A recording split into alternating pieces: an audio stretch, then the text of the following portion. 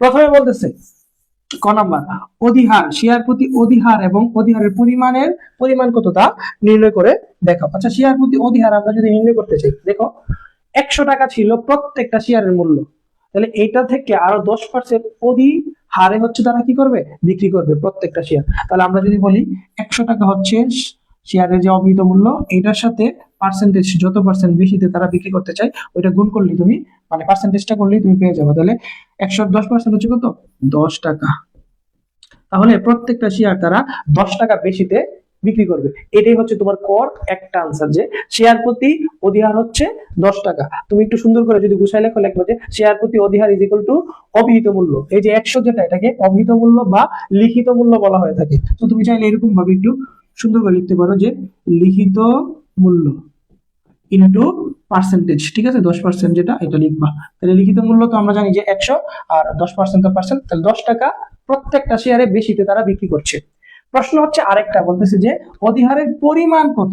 আচ্ছা, তাহলে মোট তাদের শেয়ার যেটা, মোট তাদের শেয়ার বিক্রি করার কথা ছিল কত, 10,000।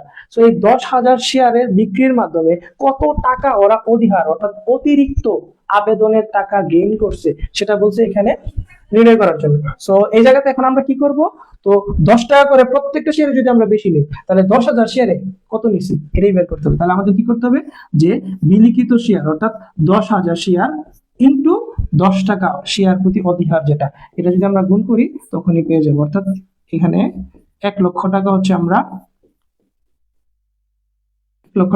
কি করলাম, অতিরিক্ত আবেদন এর টাকা গ্রহণ করলাম অধিহারের মাধ্যমে। কথা কি বুঝছো? তাহলে এটা হচ্ছে আমাদের ক নম্বরের আনসার। খ নম্বরের আনসার হচ্ছে আমাদের জাবেদা দিতে বলছে। খ নম্বর কি বললো, জাবেদা দিতে বললো, ঠিক আছে।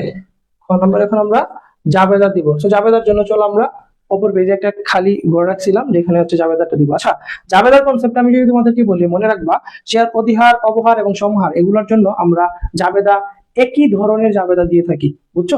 প্রথমে যেটা দেই সেটা হচ্ছে শেয়ারের আবেদন পাওয়ার জন্য। দেখো, সর্বপ্রথম শেয়ারের আবেদন পাওয়া গেছে এই ম্যাটটাতে কত ছিল, 11,000 শেয়ারের আবেদন তারা করেছিল।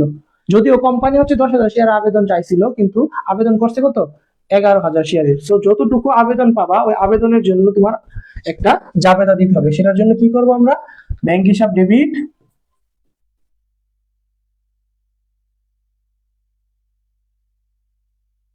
ব্যাংক হিসাব ডেবিট, শেয়ার আবেদন হিসাব ক্রেডিট।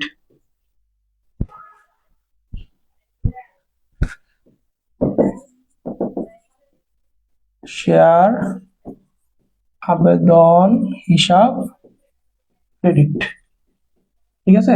সো প্রথমে আমাদের যে জাবেদাটা দিতে হবে, এক নাম্বার যদি আমরা দিতে চাই, তোমার সঙ্গে দিতে পারো চাইলে, যে ব্যাংকে যতটুকু আবেদন আসছে সে আবেদনের জন্য ব্যাংক হিসাব ডেবিট এবং শেয়ার আবেদন হিসাব ক্রেডিট আমাদেরকে দিতে হবে। আর টাকার পরিমাণটা বের করতে হবে যতটুকু শেয়ারের আবেদন পাওয়া যাবে গুণ আবেদনকৃত মূল্য। দেখো এখানে শেয়ারের আবেদন পাওয়া গেছে হচ্ছে কত, 11,000। কত পাওয়া গেছে, 11,000 আবেদন পাওয়া গেছে। আর আবেদনকৃত মূল্য কত, আবেদনকৃত মূল্য হবে 110। দেখো 100 টাকা ছিল তাদের লিখিত মূল্য, এটার সাথে আরো 10 টাকা এখন অধিহারে তারা বিক্রি করতেছে। দ্যাট মিন্স এখন যারা কিনবে তারা 110 টাকা করে কিনতে হবে। তো এখন আমাদের 110 টাকা করে এই জায়গাতে গুণ করতে হবে কত হাজার শেয়ারের সাথে, 11,000 শেয়ারের সাথে। তো তোমরা যদি এখানে একটু গুণটা করি আমরা, ধরো তাহলে ওখানে কি ছিল, 11,000 শেয়ার, যেহেতু আবেদন আসছিল 11,000 শেয়ার, গুণ হচ্ছে 110। তোমরা অবশ্যই ক্যালকুলেটর ইউজ করবা। ক্যালকুলেটর যদি আমরা করে থাকি তাহলে 11,000 গুণ হচ্ছে কত, 110। সো 12,10,000 টাকা আমরা লিখে ফেলবো। 12,10,000, 12,10,000, ঠিক আছে। সো প্রথম যেটা জাবেদাটা এটা আমাদের অলরেডি ডান হয়ে গেল। সেকেন্ড জাবেদা দিতে হবে, এখানে আবার শেয়ার আবেদন যে আমরা পাইলাম এটাকে মূলধনে কনভার্ট করতে হবে। সো দ্বিতীয় জাবেদাটা খুব সিম্পল, জাস্ট কি করবা, এখানে দিয়ে দিবা শেয়ার আবেদন হিসাব, শেয়ার আবেদন হিসাব ডেবিট, ঠিক আছে। দেন হচ্ছে আমরা অধিহার, যেহেতু শেয়ার অধিহার হিসাব ক্রেডিট, শেয়ার অধিহার হিসাব ক্রেডিট। তারপর হচ্ছে শেয়ার মূলধন হিসাব ক্রেডিট,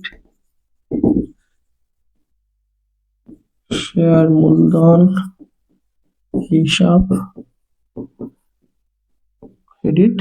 আর যেহেতু এখানে অতিরিক্ত আবেদন আসছে, তোমরা একটা জিনিস খেয়াল করো, এই জায়গাতে কিন্তু আবেদন আসছে 11,000 শেয়ারের, কিন্তু তারা বিক্রি করবে কত, 10,000 শেয়ার। তাহলে 1,000 যে অতিরিক্ত আবেদন আসছে, ওই আবেদনের টাকাটা আবার ফেরত দিয়ে দিতে হবে। তো ফেরত দেওয়ার জন্য ব্যাংকে যেহেতু আবেদন আসছিল এক্সট্রা, অর্থাৎ 11,000, 1,000 টাকা অতিরিক্ত আসছিল না 1,000 শেয়ারের, তো এখন আমাদের কি করতে হবে, ওই 1,000 শেয়ার অতিরিক্ত যে আবেদন টাকাটা আসছে এটা ফেরত দিয়ে দিতে হবে। সুতরাং আমরা এখানে লিখবো যে ব্যাংক হিসাব ক্রেডিট।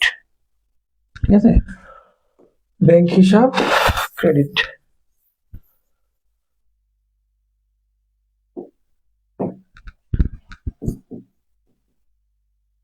এই ম্যাথের সবচেয়ে মানে ইন্টারেস্টিং পার্ট যেগুলো, সেগুলো হচ্ছে টাকা নির্ণয় করা। আচ্ছা, এখানে শেয়ার আবেদন যেমন 12,10,000, এখন আর তোমার ক্যালকুলেশন করার দরকার নাই, শেয়ার আবেদনের টাকা ডেবিট দিকে এখানেও 12,10,000 টাকাই লিখে ফেলবা। দেন শেয়ার অধিহার, অধিহারের টাকা তো অলরেডি মনে হয় আমরা ওখানে একবার বের করছি, যে 10,000 শেয়ারের অতিরিক্ত আবেদন, সরি 10,000 শেয়ার তারা আবেদন মানে চাচ্ছিল, তার মানে 10,000 শেয়ারই তারা বিক্রি করবে, এবং প্রত্যেক শেয়ারে 10 টাকা করে অতিরিক্ত আবেদন আসছিল, 1 লক্ষ টাকা হচ্ছে অধিহার মূল্য। ঠিক আছে, আমরা শেয়ার অধিহার নামে ক্রেডিট দিকে লিখবো হচ্ছে 1 লক্ষ টাকা। ঠিক আছে, আর শেয়ার মূলধন হবে কি, যতটুকু শেয়ার বিলি করা হবে। দেখো এখানে কিন্তু আলটিমেটলি তারা 10,000 শেয়ারই বিলি করবে। ঠিক আছে, 10,000 শেয়ার গুণ হচ্ছে অভিহিত মূল্য, অর্থাৎ লিখিত মূল্য। কোম্পানিটা শুরুতেই শেয়ারটাকে 100 টাকা হচ্ছে নিবন্ধিত করেছিল, ওইটাকে লিখিত মূল্য বলা হয়। সো ওই 100 দিয়ে যখন আমরা গুণ করবো তখন পাবো শেয়ার মূলধন। তাহলে কি হবে, এটা যদি আমরা করি তাহলে 10 লাখ হবে। এই হচ্ছে আমাদের 10 লাখ। ঠিক আছে, আর ব্যাংক হিসাব ক্রেডিট, যতটুকু শেয়ার অতিরিক্ত আবেদন আসছে গুণ আবেদনকৃত মূল্য। বলতো কতটুকু শেয়ার অতিরিক্ত আবেদন আসছিল, 1,000 শেয়ার। কেন 11,000, এই যে দেখো এখানে বলা আছে যে 11,000 শেয়ারের আবেদন আসছে, কিন্তু আলটিমেটলি তারা চেয়েছিল 10,000 শেয়ার বিক্রি করার জন্য। তাহলে 1,000 শেয়ারের অতিরিক্ত আবেদন আসছে, যতটুকু শেয়ারের অতিরিক্ত আবেদন আসবে ওইটার সাথে গুণ করবো হচ্ছে আমরা আবেদনকৃত মূল্য। ঠিক আছে, ওইটার সাথে গুণ করবো কি, আবেদনকৃত মূল্য। তাহলে 1,000 শেয়ার হচ্ছে আমাদের অতিরিক্ত এসেছিল, এটার সাথে গুণ করবো আবেদনকৃত মূল্য। আবেদনকৃত মূল্য কত, 110 টাকা। এই যে দেখো এই জায়গাতে আমরা কিন্তু দেখছিলাম যে প্রত্যেকটা শেয়ারে 10 টাকা অতিরিক্ত তারা আবেদন চাই। ঠিক আছে, যেহেতু অধিহারে 10% অধিহারে বলা আছে। আর তাহলে মোট কত টাকায় আবেদন করবে, লিখিত মূল্যের সাথে অধিহারের যে মূল্য এটা যোগ করতে হবে। সুতরাং 110 টাকা করে এখন আবেদন করেছিল তারা। তাই হচ্ছে এটার সাথে আমরা গুণ করবো, তাহলে কত হবে, ঠিক আছে, 1,10,000। তো এখন যদি আমরা এটাকে করি 1,10,000 এই জায়গাতে ক্রেডিট দিকে দিয়ে দিবে। এবার দেখো দুটোটা পাশ মিলে গেছে, এই যে দেখো 12,10,000, এদিকেও 12,10,000। ঠিক আছে, দ্যাটস ইট। এই এত সিম্পল একটা জাবেদা যদি তুমি দিয়ে দাও, তুমি 4 এখানে তুমি পেয়ে যাচ্ছ।